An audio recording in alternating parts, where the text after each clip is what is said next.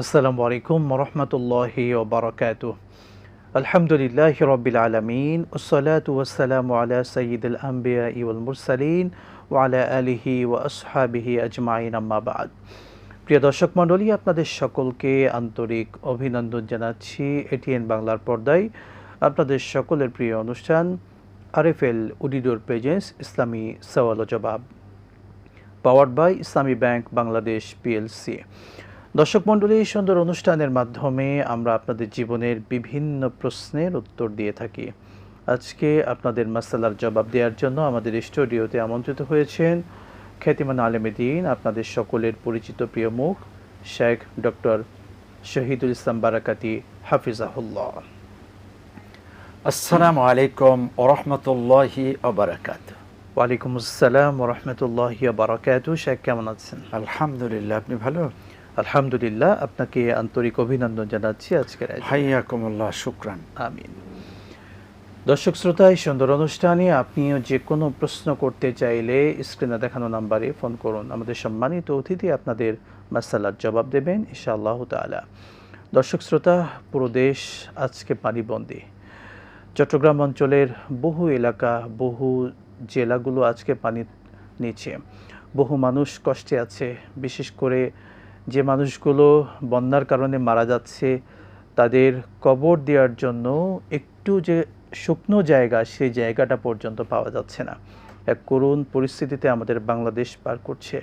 প্রথমেই আল্লাহ সুবহানাহু ওয়া তাআলার দরবারে আমরা সাহায্য কামনা করছি। আল্লাহ তাআলা আমাদেরকে এই কঠিন পরিস্থিতি থেকে হেফাজত করুন, আমিন। একই সঙ্গে প্রিয় দেশবাসী, আমরা আমাদের বানভাসী মানুষ যারা আছেন, বিপদে আমাদের ভাই বোনেরা যারা আছেন, তাদের পাশে দাঁড়াবো, নিজের সবটুকু দিয়ে তাদের পাশে থাকবো। আল্লাহ তাআলা এটার ভেতরে আমাদের জন্য বারাকা রেখেছেন। আমাদের সম্মানিত শায়েখের থেকে আমরা সেই বিষয়গুলো নিয়েও শুনবো ইনশাআল্লাহ তাআলা। আমরা প্রথমে দর্শককে নিচ্ছি। আসসালামু আলাইকুম ওয়া রাহমাতুল্লাহ। কে আছেন? নাম বলে প্রশ্ন করুন। ওয়ালাইকুম সালাম। আমি শাহিন। জি বলুন ভাই। আমার তিনটি প্রশ্ন আছে। আমার ঈদের মাঠ, আমরা যে ঈদের মাঠ অনেকে সাজায়, সামিয়ানা দিয়ে, অনেক ফুল ফাল দিয়ে কথায় সাজানো হয় অনেক জায়গায়, বুঝতে পেরেছেন? তো এই সাজানোটা নাকি যাবে না, এটা হারাম বলছে, সাজানো যাবে না, ঈদের মাঠ থাকা থাকবে, তাই বলছে। সঠিকটা জানতে চাচ্ছি। দ্বিতীয় প্রশ্ন। আর আরেকটা প্রশ্ন, পরের প্রশ্ন। পরের প্রশ্ন যে সালাতে ফরজ এবং ওয়াজিব, এই দুইটা যদি একটু বলে দিতেন, কয়টি ফরজ কয়টি ওয়াজিব, ভালো। আর আরেকটি প্রশ্ন হলো যে এখন তো আমাদের প্রযুক্তি উন্নত হওয়ার কারণে এখন তো আমাদের মানে সালাতের সময় কখন শুরু হচ্ছে, কখন শেষ হচ্ছে, কখন সেটা আমরা অনেক জানতে পারি সেই ক্যালেন্ডার দেখি। সেক্ষেত্রে আমাদের এখানে দেখা যায় যে মানে জোহর, মানে এক কথা মাগরিব ছাড়া, মানে জোহর ছাড়া আরো 4 ওয়াক্ত যে সালাত আছে, জোহর, আসর, মাগরিব, ফজর, এগুলা মানে ওয়াক্ত হওয়ার আগে আজান দিয়ে দেয়। সেক্ষেত্রে আমাদের করণীয় কি আছে? সাধারণ মানুষ কিভাবে ওয়াক্ত হওয়ার আগে মসজিদে আজান তো কখনোই দেয় না, কারণ মসজিদ দিয়ে দিচ্ছে, আমাদের এখানে দিয়ে দিচ্ছে। আমরা ওয়াক্ত হওয়ার পূর্বে। হ্যাঁ জি, ধরেন যে 2 মিনিট 4 মিনিট, কোনো সময় 10 মিনিট আগে আজান দেওয়া হয়েছে। আচ্ছা, বলবেন আমাদের শেখ। সে আজান শুনে, যদিও সে আজান শুনে মহিলারা সালাত আদায় করে পাইছেন, তাহলে তো তাদের সালাত হবে, তাই না? আচ্ছা, আপনি যুক্ত থাকুন, আমাদের শেখ বিস্তারিতভাবে বলবেন ইনশাআল্লাহ। শেখ, প্রথম প্রশ্ন ছিল ঈদের মাঠে যে সাজানো বা কারুকার্য হয়ে থাকে ঈদের সালাতকে কেন্দ্র করে, এভাবে সাজানো এটা নাকি হারাম, আসলে ইসলাম কি বলছে? না, এমন যিনি বলেছেন তার ভিতরে অজ্ঞতা আছে। সাজানোটা কোন ধরনের? ইসলামী ক্যালিওগ্রাফি, এটা তো কোরআনের আয়াতকেও করা হয়। খোদ বাইতুল্লাহ, যাকে কেন্দ্র করে আল্লাহকে আমরা সেজদা দেই, সেখানে যে গ্লাব, এই গ্লাবটা কারুকার্য খচিত। এবং মসজিদে নববী, এখানে মাশাআল্লাহ পৃথিবীর শ্রেষ্ঠ কারুকার্য আছে, যা স্থাপত্য শিল্পে এই পৃথিবীর সবচাইতে নন্দিত স্থান। এমনটি সম্পূর্ণ জায়েজ। অতএব ঈদের ময়দানটাও তদ্রূপভাবে সাজানো যাবে। ওয়াজের মাহফিল, কোরআনের মাহফিল সাজানো যাবে। বরং এখানেই সাজানো উচিত বেশি। কোরআনকে সম্মান দিবেন, সলাৎকে সম্মান দিবেন, আল্লাহকে ইজ্জত দিবেন, সেখানে এসে আপত্তি আর গান বাজনা নাটক এবং যেখানে বেলেল্লাপনা বেহায়াপনা সেখানে সাজগোজ হবে, সেটা খুব পারা যাবে।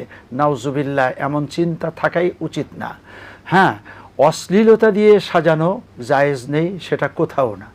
জি, শুক্রিয়া শেখ। এক্ষেত্রে সাজানো বলতে আমাদের সমাজের যেমন লাইটিং করা হয়ে থাকে, এই বিষয়গুলো তো কোনো প্রবলেম কোনো সমস্যা নেই। জি। লাইটিং হতে পারবে, আরও সুন্দর ক্যালিওগ্রাফি থাকতে পারবে, আবার দেখতে সুন্দর দেখা যায় মিনারের মতো, এমনটি দিয়ে সাজানো, এটা খুবই ভালো, ইসলামিক কালচারকে বহন করে। শুকরান, জাযাকাল্লাহ। আমাদের দর্শকের পরের প্রশ্ন ছিল সালাতের ফরজ কতগুলো এবং ওয়াজিব কতগুলো, এগুলো যদি কিছু বলে দিতেন। সলাত আদায় করার জন্য হলো নামাজের ভিতর বাহিরে 13টি ফরজ আর 14টি ওয়াজিব। নামাজে যেখানে দাঁড়াবো সেই জায়গা পাক, শরীর পাক, কাপড় পাক, সতর ঢাকা, ওক্ত অনুযায়ী নামাজ পড়া, কেরাত পড়া, রুকু দেওয়া, সেজদা দেওয়া, এই জাতীয় 13টি আছে ফরজ। আর 14টি হলো ওয়াজিব। আলহামদু সূরা সম্পূর্ণ পড়া, আলহামদুর সাথে অন্য সূরা মিলানো, রুকু থেকে সোজা হয়ে দাঁড়ানো, সেজদা থেকে সোজা হয়ে বসা, এই জাতীয় 14টির মধ্যে যদি কোনো ভুল ভ্রান্তিতে একটা ছুটে যায়, দুটো ছুটে যায়, তাহলে সেজদা সাহু দিলে চলবে। কিন্তু ফরজের কোনোটা যদি ছুটে যায়, সেজদা সাহু দিলে চলবে না, আবার নামাজটি নতুন করে পড়তে হবে। শুকরান, জাযাকাল্লাহ। আমাদের দর্শক তার এলাকার একটি কথা বলেছেন যে ওয়াক্ত হওয়ার পূর্বেই নাকি আজান দিচ্ছে তাদের মসজিদগুলোতে, 2 মিনিট 3 মিনিট বা 4 মিনিট থাকতেই। আসলে এই প্রচলন আমাদের বাংলাদেশের কোথাও কি আছে? কেন? সেই আজান সেটা শুনে- একবার যদি হয় ভুলে, তা সেটা ভুলে হয়েছে, একদিনের একবারের অ্যাক্সিডেন্ট, এটা মেনে নেওয়া গেল। কিন্তু এটা সচরাচর সবসময় করা, অভ্যাসে পরিণত করা, এমনটি হলে তো ওই মুয়াজ্জিনকে আগে টাইট করতে হবে, অথবা ওই কমিটিকে আগে ঠিক করতে হবে। এই কমিটি এটাকে অ্যালাউ করবে কেন? ওয়াক্তের আগে আজানও হবে না, সলাতও হবে না।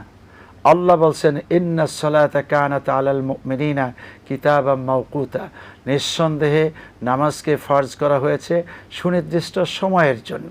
সেই সময় মতোই আজান হবে, সময় মতোই নামাজ হবে। সময়ের আগেই আপনি করবেন কেন? এত অ্যাডভান্স হয়ে গেলেন নামাজের ক্ষেত্রে, না, এটা ঠিক নয়। শেখ, সম্পর্ক যদি জানতে চাই যে আজান ওয়াক্তের আগে দিয়ে ফেলেছেন 3-4 মিনিট আগে, সেই আজান শুনে আমাদের মা বোনেরা বাসায় নামাজ পড়েছেন, হয়তো 4-5 মিনিট পরেই তারা হয়তো পড়েন, সঙ্গে সঙ্গে অনেকে আদায় করেন না। এক্ষেত্রে এই আজান শুনে নামাজ আদায় করলে নামাজ কি হবে? আপনি যদি বুঝতে পারেন যে আসলে ওয়াক্তের আগেই আজানও হয়েছে, আপনার সলাতো আগেই হয়ে গিয়েছে, তাহলে আপনাকে নতুন করে ওয়াক্ত হলে পড়তে হবে। তার মানে হলো আপনি জিনিসটি করেছেন টাইমের বাহিরে যেয়ে। এখন ধরুন অফিসে আসতে হবে 9টায়, আপনি 8টায় এসে হাজিরা দিয়ে আবার 8টার আগেই বেরিয়ে চলে গেলেন, এমন যদি হয়, মানে 9টার আগেই বেরিয়ে চলে গেলেন, এমন যদি হয়, তাহলে এটা অফিস কাউন্ট করবে না, যেমন আপনার নামাজটিও কাউন্ট হবে না তেমন। অতএব নতুন করে পড়ুন। আর যদি ব্যাপার এমন হয় যে আপনি জানেন না, বুঝেন না, কেউ একজন আজান এরকম দিয়ে ফেলেছিল আর আপনিও সলাটটি আদায় করেছেন, পরবর্তীতে এই সময় পার হয়ে গেছে, 2-4-10 দিন পরে জেনেছেন, না, তাহলে আর কিছুই করতে হবে না, আল্লাহ পাক আপনাকে ক্ষমা করবেন। শুকরান, জাযাকাল্লাহ। আসসালামু আলাইকুম ওয়া রাহমাতুল্লাহ। কে আছে নাম বলে প্রশ্ন করুন। ওয়ালাইকুম আসসালাম ওয়া রাহমাতুল্লাহি ওয়া বারাকাতুহু। হুজুর, আমি সুনামগঞ্জ ধর্মপাড়া থেকে ইনুস বলছিলাম। জি, আমার ইউনুস তিনটে ভাই, প্রশ্ন। বলুন। প্রশ্নটা হলো যে সবর কি অথবা সবর কাকে বলে? 2 নম্বর প্রশ্ন হলো যে হুদাইবিয়া সন্ধিতে বিসমিল্লাহির রহমানির রহিম এবং মুহাম্মদ রাসূলুল্লাহ শব্দ বাক্য দুটি বাদ দেওয়ার পরও রাসূল সাল্লাল্লাহু আলাইহি ওয়াসাল্লাম এই সন্ধি মেনে নিলেন কেন? আর 3 নম্বর প্রশ্ন হলো যে হুদাইবিয়া সন্ধিতে ইসলামের ইতিহাসে হুদাইবিয়া সন্ধির মাধ্যমে মুসলমানদের কি লাভ হয়েছিল? আচ্ছা, বুঝতে পেরেছি। আপনি সঙ্গেই থাকুন, শেখ বলবেন ইনশাআল্লাহ তাআলা। শেখ, আমাদের দর্শকের প্রশ্ন আশা করি বুঝতে পেরেছেন। প্রথম প্রশ্ন ছিল সবর। সবর কি, যদি পরিচয়টা বলতেন। সবর হলো অপেক্ষা করা। তার মানে হলো আপনার নামাজটি পড়তে হবে ঠিক 1টায়। এখন আপনি 1টার আগে মসজিদে গিয়েছেন, নামাজের সময় হয়নি, এই অপেক্ষা করলেন, এটা সবর। আপনাকে আপনার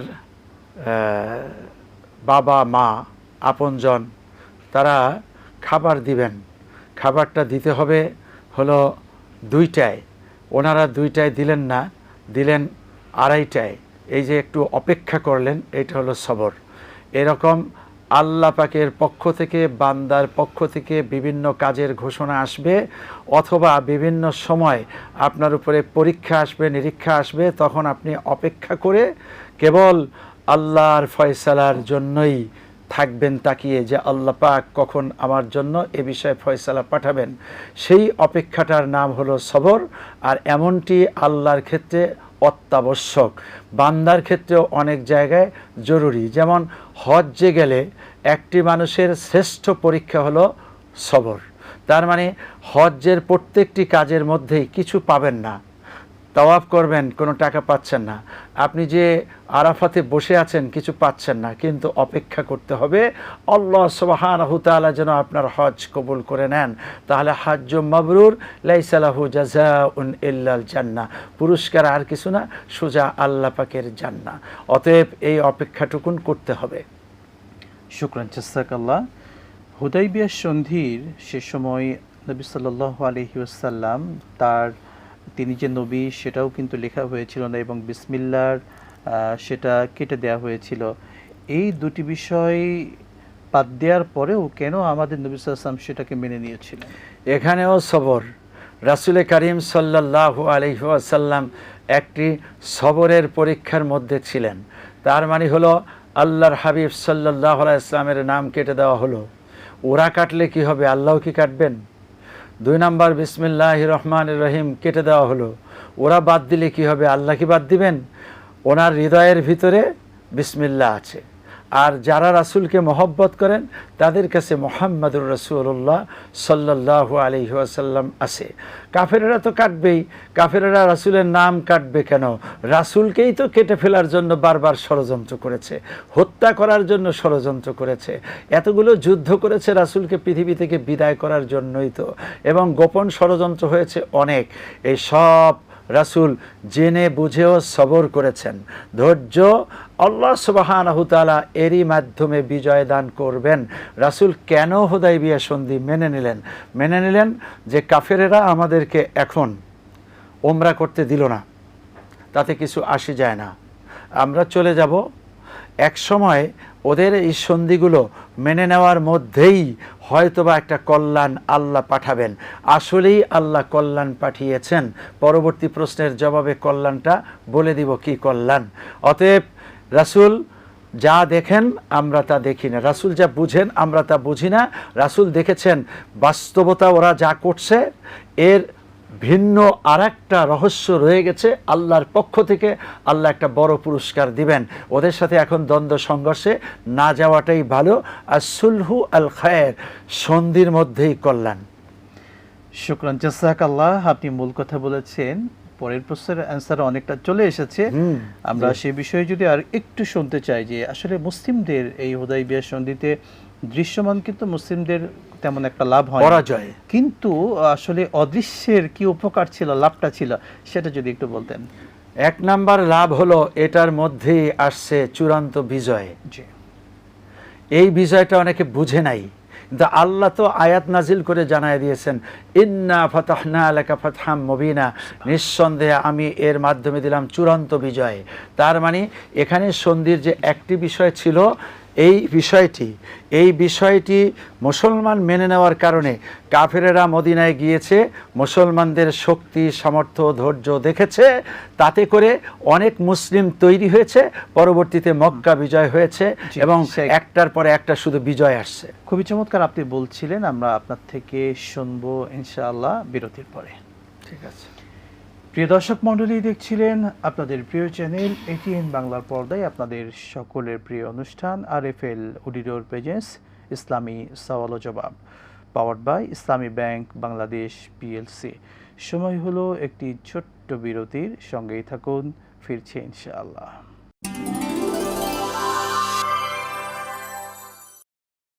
বিরতির পর আবারও আপনাদের প্রত্যেককে আন্তরিক অভিনন্দন জানাচ্ছি এটিএন বাংলার পর্দায় আপনাদের সকলের প্রিয় অনুষ্ঠান আরএফএল অডিটর প্রেজেন্স ইসলামী সওয়াল ও জবাব, powered by Islami bank Bangladesh PLC. প্রিয় দর্শক মণ্ডলী, এই সুন্দর অনুষ্ঠানের মাধ্যমে আমরা আজকে আপনাদের বিভিন্ন মাসালার জবাব আমাদের সম্মানিত শেখ ডক্টর শহীদুল ইসলাম বারাকাতি হাফিজাহুল্লাহ দিচ্ছিলেন। আমরা সেদিকে যাব। আপনিও প্রশ্ন করতে স্ক্রিনে দেখানো নাম্বারে ফোন করুন। শেখ, আমরা বিরতির পূর্বে একজন দর্শকের ফোন পেয়েছিলাম। দর্শক বলছিলেন বন্যা দুর্গত যে মানুষগুলো আছে তাদের উদ্দেশ্যে বিভিন্ন ত্রাণ বিভিন্ন সময় কালেক্ট করা হয়ে থাকে। সেই টাকাগুলো কেউ যদি আত্মসাৎ করে, তারা কি ফাওয়াইলুল লিল মুসাল্লিন যারা আছে তাদের অন্তর্ভুক্ত হবে? নিঃসন্দেহে ফাওয়াইলুল মুসাল্লিন তো কিছু মুসল্লিদের ব্যাপারে, আত্মসাৎকারী মুসল্লি নাও হতে পারে, সে যেই হোক না কেন, যারাই আত্মসাৎকারী তারা ভয়ানক অপরাধী। অপরাধের ধরনটা হলো এরকম যে আপনি যদি নর্মাল কোনো টাকা আত্মসাৎ করেন তাহলে আপনি আত্মসাৎকারী একজন হক নষ্টকারী। আর এখানে হলো বন্যা দুর্গত, তার মানে লোকগুলো এমনিতেই অমানবিক জীবনযাপন করছে, তাদের জন্য কালেকশন, আবার সেই কালেকশন আত্মসাৎ, এটা হলো ডাবল জরিমানা। ওনার উপরে বিপদ আসবে ভয়ানক থেকে ভয়ানক। এবং এই হক নষ্টকারী শুধু এতটুকু না, এ ডাবল হক নষ্ট করেছে, একটা অমানবিক কাজ করেছে, এবং সেই অমানবিকতার জন্য তার পানিশমেন্ট হতেই হবে দুনিয়া ও আখেরাতে। এটা দুনিয়াতে আমরা অনেকটা দেখার পরেও এমনটি শিক্ষা হাসিল করে না যারা, তারা মানবতার সবচাইতে নিকৃষ্টতম মানুষ নয়, অমানুষ। উলাইকা কাল আনআম বাল হুম আদাল, তারা চতুষ্পদ জানোয়ার, তার চেয়েও নিকৃষ্ট। হ্যাঁ, দুঃখজনক, অনেকে আবার এই মৃত লাশের হাত কেটে ঘড়ি নিয়ে যায়, গলা কেটে চেন নিয়ে যায়, পা কেটে জুতা নিয়ে যায়। এরাও মানুষ দাবি করে, আসলে এরা মানুষ না, মানুষ নামের হিংস্র জানোয়ারের চেয়েও খারাপ। আল্লাহ আমাদেরকে এমন জঘন্য কাজ থেকে বাঁচিয়ে রাখুন, আমিন। আসসালামু আলাইকুম ওয়া রাহমাতুল্লাহ। কে আছে নাম বলে প্রশ্ন করুন। দর্শক প্রশ্ন করুন। দর্শক আপনাকে শুনতে পাচ্ছি, প্রশ্ন বলুন। দর্শক শুনতে পাচ্ছেন কি আপনি? অন্য প্রশ্নে যান, উনি অন্যদিকে কথা বলতেছে। প্রিয় দর্শক মণ্ডলী, আমরা শেখের থেকে শুনছিলাম। শেখ একটু আসতে চাই আমাদের বানভাসী মানুষগুলো যারা খুবই এই বিষয়ে আপনি প্রথমে বলছেন তাদের পাশে আমরা কিভাবে দাঁড়াতে পারি।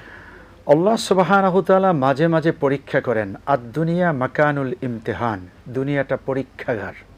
এই দেখা গেল প্রচণ্ড রোদ খাখা, আবার সাংঘাতিক তাপ দাহ, এই প্রচণ্ড গরমের পরেই আবার হলো ভয়ানক বৃষ্টি, যে বৃষ্টিতে একেবারে বিশাল বড় বন্যা হয়ে গেল, 5 লক্ষ মানুষ, এটা অ্যারাউন্ড বলা হয়েছে, শুধু চট্টগ্রামেই বন্যা দুর্গত হয়ে পড়েছে। আজকে হয়তো এই হিসাব আরও বাড়তে পারে, এবং ঢাকাতে অচল হয়ে গেল কালকে রাজধানীটা, বিভিন্ন জায়গায় গাড়ি ডুবে গেল একবারে মহাসড়কে। আবার দেখা গেল এক্সপ্রেস, এলিভেটেড এক্সপ্রেস, এটা বিশাল বড় জ্যামে আটকা পড়েছে। তার মানে কি? অচল। এই অচল অবস্থাটা কেন হয়েছে? এটা আল্লাহ পাক মাঝে মাঝে তার শক্তি প্রদর্শন করেন, যে আমি এই তোমাদেরকে সেন্ট্রাল এসি দিতে পারি, আবার এসিটা উড্র করে প্রচণ্ড গরম দিতে পারি, আবার এত বৃষ্টি দিতে পারি, আবার এত অনাবৃষ্টি করে দিতে পারি। এই ক্ষমতাগুলো আমার হাতে আছে, আমাকে ভুলে যেও না, মনে রেখো। এই কথাটি বলার জন্য আল্লাহ এমনটি করেন। 2 নাম্বার হলো, যখনই আল্লাহ মনে করতে বলেন, উচিত হলো আমাদেরকে তওবা পড়া, মনে করে আল্লাহর কাছে আসা।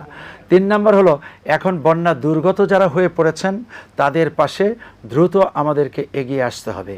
তারাও আমার ভাই, আমার বোন, আমার মা, আমার বাবা। ওরা না খেয়ে আছে, কষ্ট করছে, আর আমরা খেয়ে আছি। এজন্য দরকার হলো যার যতটুকু সাধ্য আছে, খাদ্য দ্রব্য, অর্থ এবং কাপড় চোপড়, এগুলো নিয়ে দ্রুত তাদের কাছে পৌঁছে যাওয়া। আল্লাহ আমাদেরকে তৌফিক দান করুন, আমিন। আসসালামু আলাইকুম ওয়া রাহমাতুল্লাহ। কে আছেন দর্শক? প্রশ্ন করুন। জি, আসসালামু আলাইকুম ওয়া রাহমাতুল্লাহ। আমি প্রশ্ন করতেছি যে ফরজ নামাজে যে প্রথম থেকে যদি জামাতে যোগদান করা পূর্ণ সওয়াব, না শেষ রাকাতের রুকু আবার কি পূর্ণ সওয়াব, এই জিনিসটা আমি একটু জানতে চাইছিলাম ফরজের জামাতে আচ্ছা, প্রথম রাকাত থেকে শেষ রাকাত পর্যন্ত পড়লে যে সওয়াব, শেষ রাকাতে আমরা রুকু পাইলে কি সওয়াব বুঝতে হবে, এই পেরেছি, জিনিসটা জানতে আপনার চাইছিলাম। কথা বুঝতে পেরেছি। যুক্ত থাকুন, শায়েখ বলবেন ইনশাআল্লাহ। প্রিয় দর্শক মণ্ডলী, দেখছিলেন এটিএন বাংলার পর্দায় আপনাদের সকলের প্রিয় আয়োজন আরএফএল উডিডোর প্রেজেন্স ইসলামী সওয়াল ও জবাব, powered by Islami bank Bangladesh PLC. সময় হলো একটি ছোট্ট বিরতি, সঙ্গেই থাকুন, আবারও ফিরছি ইনশাআল্লাহ।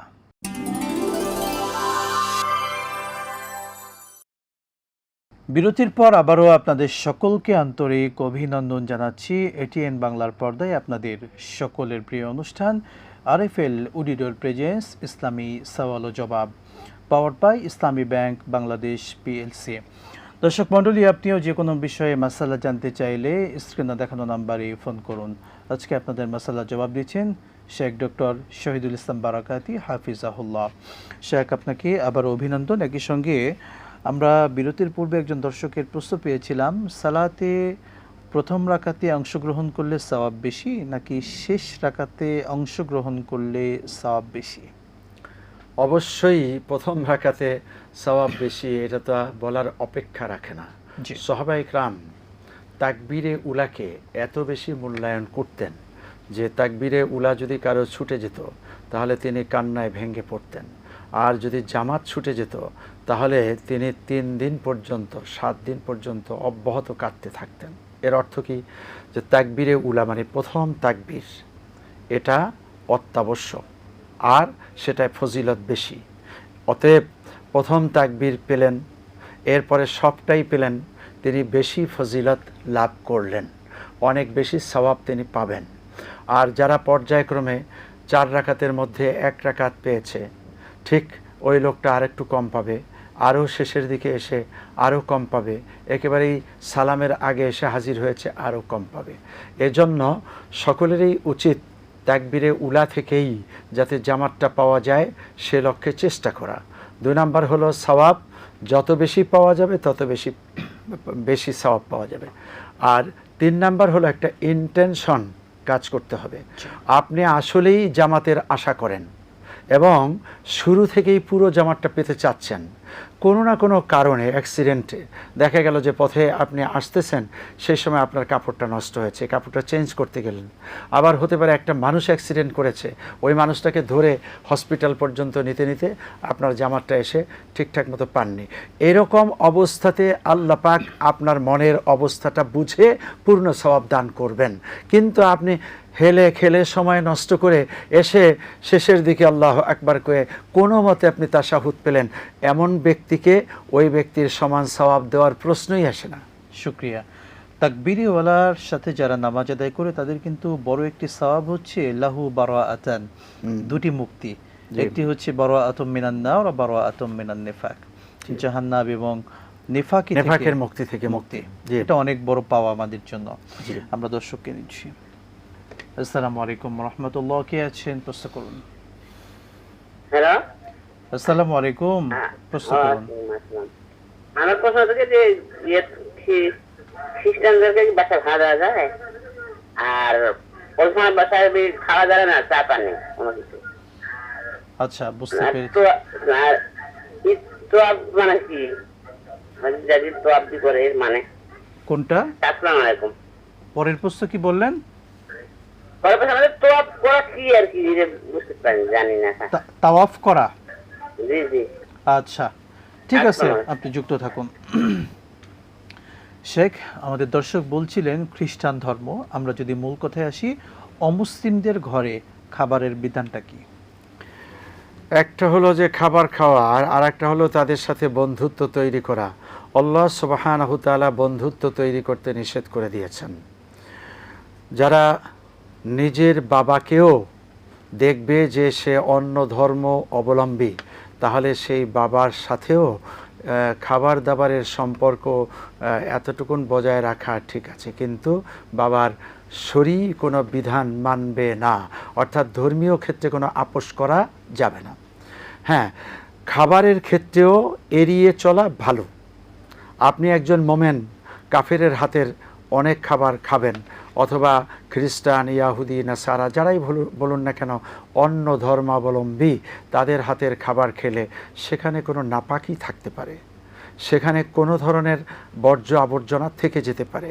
এজন্য সেটাকে এড়িয়ে চলা উচিত। যদি এমন হয় যে না, এড়ানোর কোনো সুযোগ নেই, তাহলে পরে খাবার দাবার খাওয়া জায়েজ আছে, কিন্তু জবেহ করা, যা বিসমিল্লাহির রহমানির রহিম বলে জবেহ করতে হয়। মাছকে এইভাবে জবেহ করতে হয় না, কিন্তু মুরগি, ভেড়া, দুম্বা, ছাগল, গরু এগুলিকে জবেহ করতে হয়। এমনটি তাদের হাতের রান্না খাওয়া যাবে না। হ্যাঁ, আর একটা হলো ধর্মীয় কোনো ব্যাপারে তাদেরটা অবলম্বন করা। সেক্ষেত্রে হাদিস, মান তাশাব্বাহা বিকওমিন ফাহুয়া মিনহুম, যে বা যারা অন্য জাতিকে অনুসরণ করবে সে জাতির অন্তর্ভুক্ত হয়ে যাবে। লা ইয়াত্তাখিযুল মুমিনুনাল কাফিরিনা আউলিয়া মিন দুনিল মুমিনিন, আর আল্লাহ পাক বলে দিয়েছেন মুমিনদেরকে বাদ দিয়ে কেউ যেন কাফেরদেরকে বন্ধু না বানায়। আল্লাহ বুঝার তৌফিক দান করুন, জি। আমিন। দর্শকের পরের প্রশ্ন ছিল তাওয়াফ করা, আসলে এটার বিধান কি বা তাওয়াফটা কি? তাওয়াফ শব্দের অর্থ হলো ঘোরা, চক্কর দেয়া। ঠিক বাইতুল্লাহকেই তাওয়াফ করতে হয়। সেটা হলো হাজরে আসওয়াদকে বাম পাশে রেখে ডান দিকে আপনি ঘুরতে থাকবেন। পুরো একটা চক্কর এই পর্যন্ত আসলে হলো যে একটা চক্কর। এরকম 60টি চক্কর দিলে একটি তাওয়াফ হয়। আর এই তাওয়াফটি হলো যদি উমরার জন্য করা হয় তাহলে তাওয়াফ করা আর ইহরাম করা এই দুটো হলো উমরার জন্য ফরজ, আর সাই করা, মাথার চুল হলক করা, এটা হলো ওয়াজিব। আর হজ্জের জন্য তাওয়াফে জিয়ারাটা হয়েছে ফরজ, অর্থাৎ হজ্জের 3টি ফরজ, একটা হলো ইহরাম, আর উকুফে আরাফা, তাওয়াফে জিয়ারা। এই তাওয়াফে জিয়ারা মানে আরাফাত থেকে মুজদালিফা, সেখান থেকে মিনা হয়ে আপনি যখন বাইতুল্লাহ আসবেন, জিলহজ মাসের 10, 11, 12 থেকে শুরু করে এই পুরো মাসে এমন একটি তাওয়াফ আছে যেটা করতেই হবে, এমনটি হলো তাওয়াফে জিয়ারা, যেটা ফরজ। আল্লাহ বুঝার তৌফিক দান করুন, আমিন। আমিন। আসসালামু আলাইকুম ওয়া রাহমাতুল্লাহ, কে আছেন? নাম বলে প্রশ্ন করুন। ওয়ালাইকুম আসসালাম।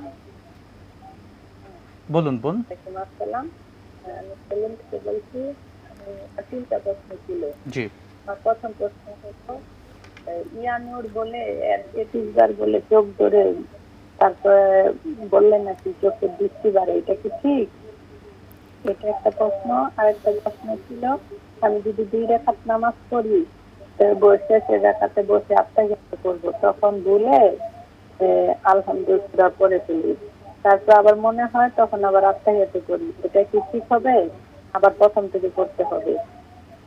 আর একটা প্রশ্ন ছিল, আমাদের রুমে যে খাটের এক মাথার পাশাপাশি এই যে ওয়ার্ডরোব রাখি, ওইখানে উপরে কোরআন শরীফ রাখি, আমার বুক পর্যন্ত উঁচা, ওইখানে মাঝে মাঝে ওয়ার্ডরোবের উপরে পা লেগে যায়, আবার ওদিকে পা দিয়ে শুই, এটা কি গুনাহ হবে? আমরা বুঝতে পেরেছি আপনার প্রশ্ন। ওয়ালাইকুম আসসালাম, যুক্ত থাকুন। শেখ, আমাদের বোনের প্রথম প্রশ্ন ছিল ইয়া নূর বলে হাতের আঙ্গুলে ফু দিয়ে সেটা চোখ মুছে দেওয়া, এটার মাধ্যমে দৃষ্টি বেড়ে যায়, আসলে এটা সহি কিনা? এটা বুজুর্গদের আমল। ইয়া নূর, হে আলো, এটা হলো আল্লাহ পাকের একটা নামকে আমরা ডাক দিলাম। আল্লাহ নিজেই ইয়া রহমান, ইয়া রহিম, ইয়া নূর, হে আলো। আর আল্লাহ পাক আসলেই আলো, নূরুন আলা নূর, এটা সূরা নূরের মধ্যে আছে। অতএব এমনটি বুজুর্গরা করেছেন। রাসূল করিম সাল্লাল্লাহু আলাইহি ওয়াসাল্লাম যে আমল করেছেন সেটা হলো কুরআনিক শিফা। ফাকাশাফনা আনকা গিতাআকা ফাবাসারুকাল ইয়াউমা হাদীদ, এই কথা বলে চোখে রাসূল সাল্লাল্লাহু আলাইহি ওয়াসাল্লাম ফু দিয়েছেন, বা কোনো সাহাবা ইকরামের জন্য তিনি দোয়া করেছেন। অতএব চোখের জন্য এই দোয়াটা হলো উত্তম, যেটা সূরা হাদীদের মধ্যে আছে, ফাকাশাফনা, আমি খুলে দিলাম, আনকা, আপনার থেকে, গেতা আকা, পর্দা, ফাবাসারুকাল ইয়াউমা হাদীদ, আর আপনার চোখের জ্যোতি বা আপনার দৃষ্টিশক্তি, যেটা যেদিন সব কিছু লোহার মতো কঠিন হয়ে যাবে, সেই সময়ও যাতে এই চোখের জ্যোতিটা বৃদ্ধি পায়। অতএব ওই দোয়াটা পড়ুন কোরআনিক যেহেতু শিফা, আর এটা বুজুর্গদের আমল, এটার উপরে আমল করতেই হবে, আর করলে এমনটি হবে এমন সংক্রান্ত সহি দলিল নেই দেখে আপনি এটার উপরে ওই আকীদা রাখা ঠিক হবে না। জি, শুক্রিয়া, জাযাকাল্লাহু খায়রান। জি। প্রিয় দর্শক মণ্ডলী, এটিএন বাংলার পর্দায় আপনারা উপভোগ করছিলেন আপনাদের প্রিয় অনুষ্ঠান আরএফএল অডিটর প্রেজেন্স ইসলামী সওয়াল ও জবাব, powered by Islami bank Bangladesh PLC. আজকের মতো বিদায় নিচ্ছি। আল্লাহ সুবহানাহু ওয়া তাআলা আমাদের দেশকে, বানভাসী মানুষদেরকে হেফাজত করুন, আমিন। আসসালামু আলাইকুম ওয়া রাহমাতুল্লাহি ওয়া বারাকাতুহু।